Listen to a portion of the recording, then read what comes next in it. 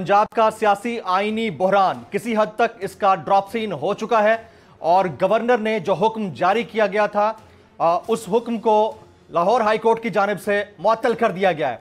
सबसे अहम बात यह है कि इसमें एक अंडरटेकिंग ली गई है चीफ मिनिस्टर पंजाब परवेज इलाही साहब से, और परवेज इलाही साहब अब कौम को मुबारकबाद दे रहे हैं कि फैसला उनके हक में आया है और आज जीत उनकी हुई है।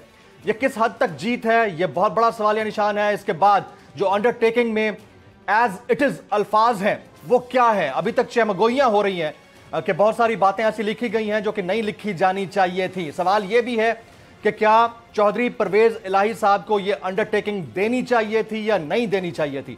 पीडीएम यह समझती है कि परवेज इलाही साहब और 99% पंजाब असेंबली के जो अरकान हैं वो असेंबली की रिजोल्यूशन नहीं चाहते हैं।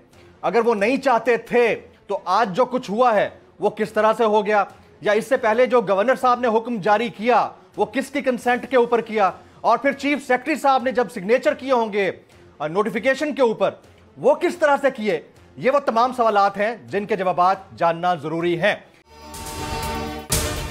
अगर आपको ये वीडियो पसंद आई हो तो सब्सक्राइब कीजिए और बेल आइकन जरूर हिट कीजिएगा। हकीकी आजादी की जंग में बोल भी कप्तान के हमकदम। इलेक्शन कराओ मुल्क बचाओ की लाइव ट्रांसमिशन, दिखाई लम्हा ब लम्हा सूरत हाल। रील और रेटिंग में भी बोल न्यूज रहा नंबर 1। सब्सक्राइब करें और बेल दबाएं ताकि कोई खबर रह न जाए।